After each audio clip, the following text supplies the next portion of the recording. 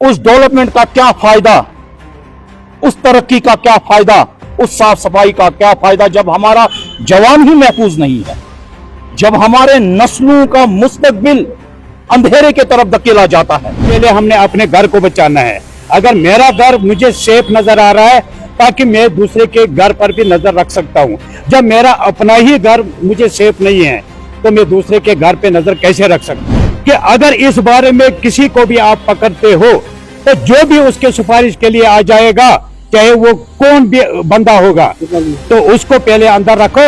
हम आप लोगों के साथ है, क्योंकि ऐसे नौसुर को हमने मिटाना है। यहाँ पे इसको हमने बढ़ावा नहीं देना। अफसोस का मकाम है। फिलहाल तो हम अफसोस के सिवा कुछ कर नहीं सकते हैं, क्योंकि हमारे हाथ ऐसे बांधे हुए हैं। अगर हम कुछ करना भी चाहते हैं तो फिर हमको ही धमकियां दी जाती हैं।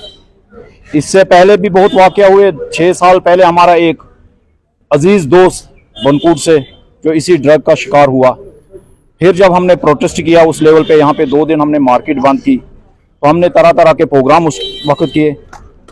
अफसोस से कहना पड़ रहा है कि जहां एडमिनिस्ट्रेशन को हमारा साथ देना चाहिए था, उस टाइम के एडमिनिस्ट्रेशन ने हमें उल्टा धमकी दे दी कि आप इस चीज से पीछे हटो। मेरा एक ही सवाल है यहां की एडमिनिस्ट्रेशन से कि ये अगर इस पे कबगंड लगाना चाहते हैं, सवाल ही पैदा नहीं होता है कि ये बुराई हम जड़ से उखाड़ फेंक नहीं सकते। कहीं ना कहीं लापरवाही है।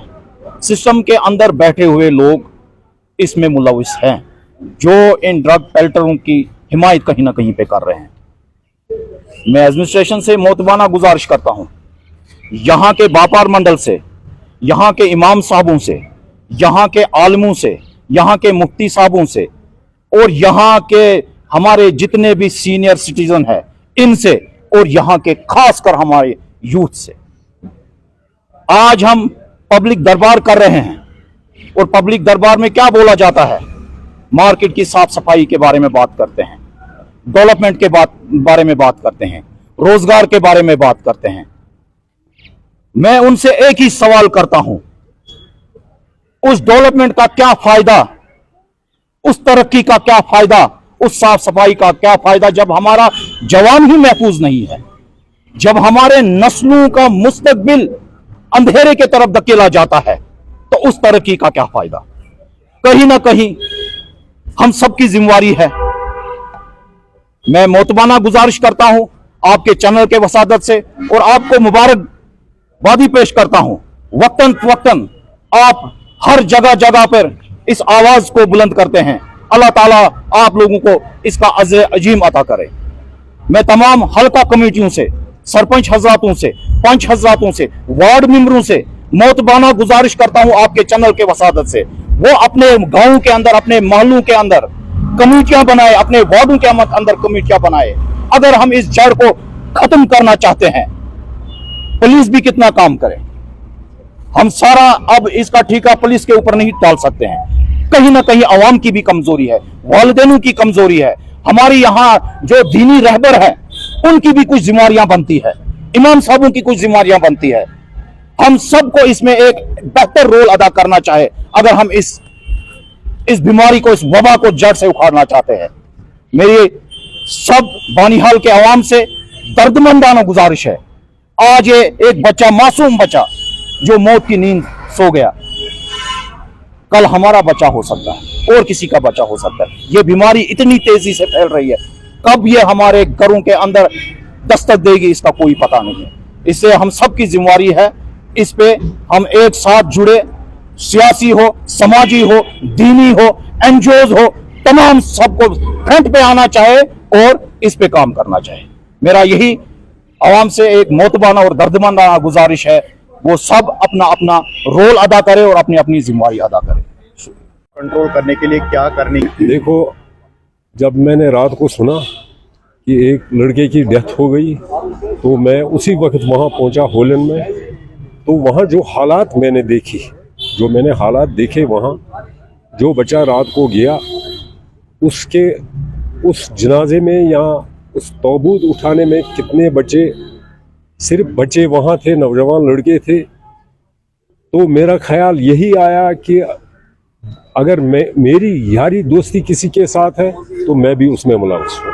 सीधी बात जो है, देखो एक जवारी होता है, वो 3 बंदूकों लाता है, वो वही होते हैं जो खेलने वाले होते हैं।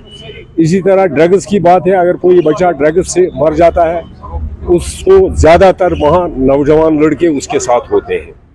तो मुझे बहुत अफसोस हुआ रात को जब उस घर के तरफ मैंने देखा, उसका बाप कितना शरीफ है और किस तरह वो बाज़ार में चलता था।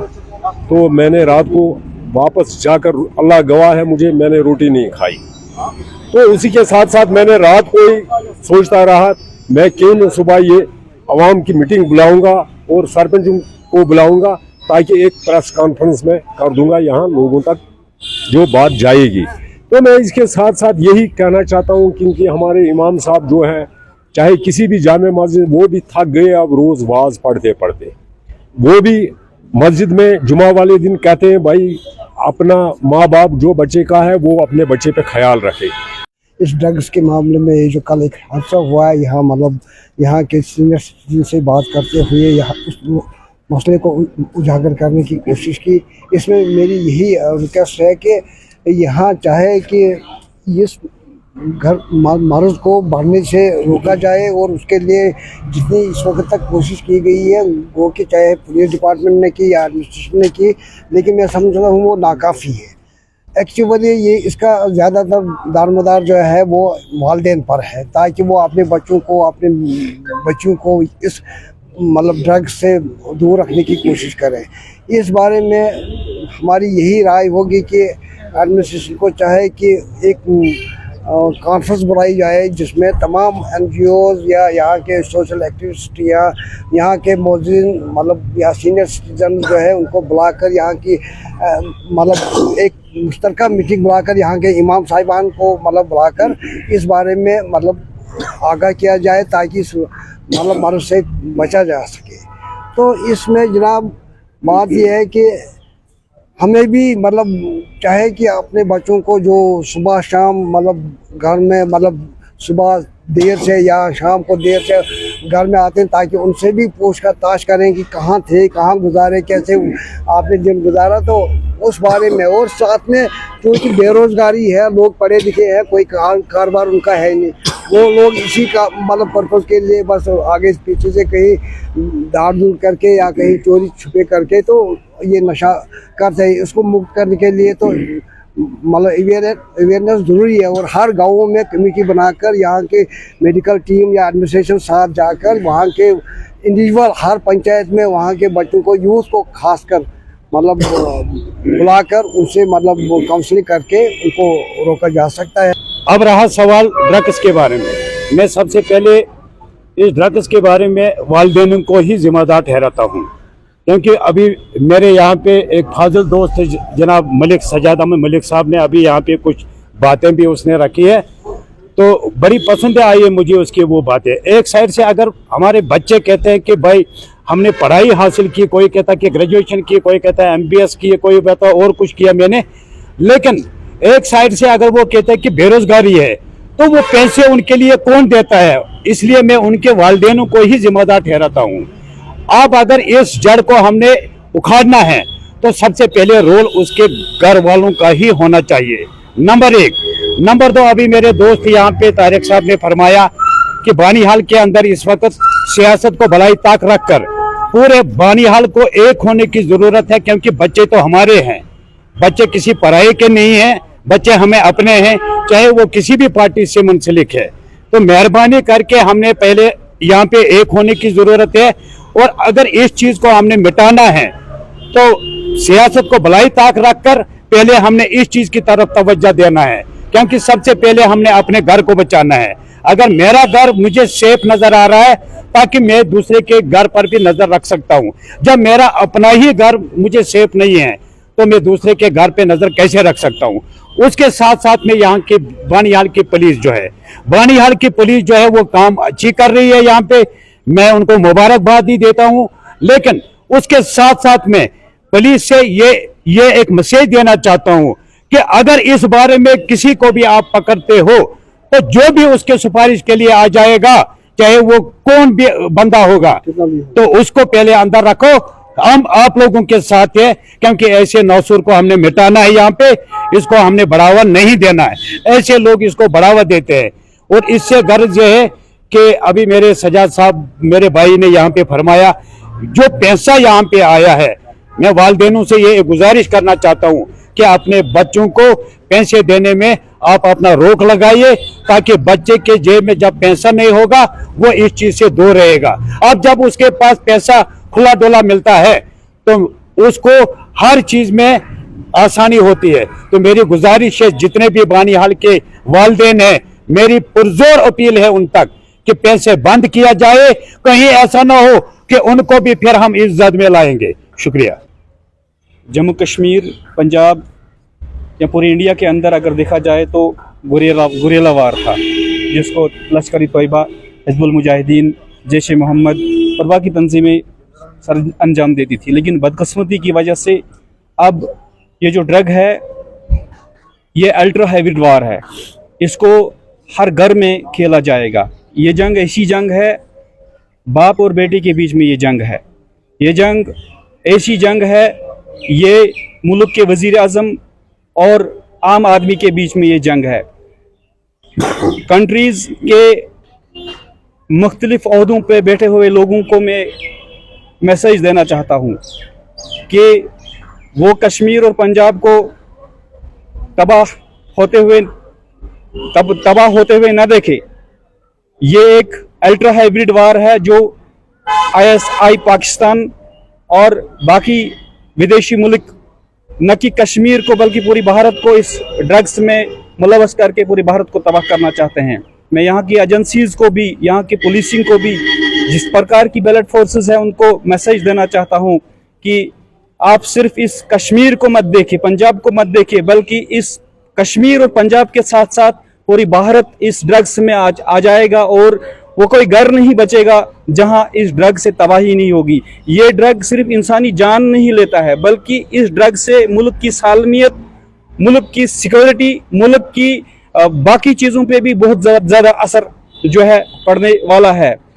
पहली जंग हथियारों से लड़ी जाती थी, लेकिन आज की जो जंग है ये ड्रग्स से लड़ी जाती है। और इस ड्रग्स को अगर कंट्रोल करना है, इसको बॉर्डर एरियाज में कंट्रोल किया जा सकता है।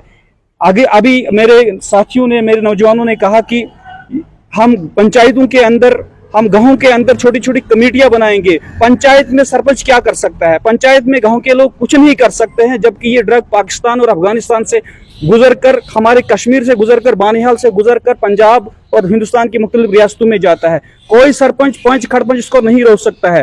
हाँ, गवर्नमेंट एजेंसीज अगर चाहेंगी, गवर्नमेंट इदारे अगर इसको चाहेंगे बंद करना, तो ये बंद हो सकता है।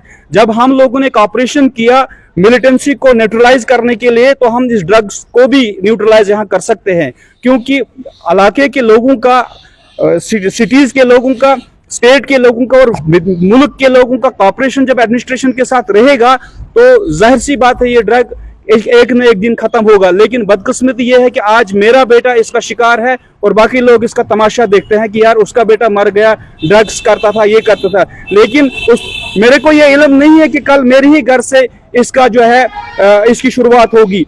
और मैं कहता हूँ कि जम्मू कश्मीर के हर घर इसको टच कर लिया है। कोई भी घर ऐसा नहीं है कि जहां ड्रग्स नहीं किया जाता है, लेकिन वालिदैन खामोश है। वालिदैन भी कुछ नहीं कर सकते हैं कि ये ड्रग इतना कीमती है कि 1 ग्राम आपको 1 लाख रुपए में मिल रहा है। ये ड्रग जो है, जब नौजवानों को ये ड्रग्स कहीं मार्केट में नहीं मिलता है, तो फिर मेडिकल्स के अंदर, मैंने परसों ही एक यहाँ बनिहाल के अंदर एक मेडिकल शॉप पे मैं बैठा था, तो वहां पे एक लड़का आया, मैं उसका नाम जाहिर नहीं करना चाहता हूं, तो वो उस मेडिकल वाले से कहता था कि मुझे कफ सिर्फ दी जाए और कितनी मिकदार में दी जाए। और मैं हैरान हो गया, क्या ये इसकी सप्लाई कर रहा है या क्या इसको बेच रहा है? तो इस इतनी मिकदार में उसको कफ सिर्फ चाहिए, लेकिन उस मेडिकल वाले ने उसको जो है मना कर दिया कि मैं आपको ये नहीं प्रोवाइड करूंगा। फिर मैंने उससे कहा, भाई इसको क्या करेगा? बोलो भाई ये तो इस्तेमाल करता है, ये तो ड्रग्स इससे लिया जाता है, ये इसका इस्तेमाल करता है और इससे नशा होता है। तो मैं वालिदैन से गुजारिश करता हूँ कि हर 2-4 घंटे के बाद अपने बच्चों के मोबाइल फोन चेक करें, क्योंकि अगर आपने बच्चे को जन्म दिया है तो उसकी परवरिश करना भी आपका हक बनता है।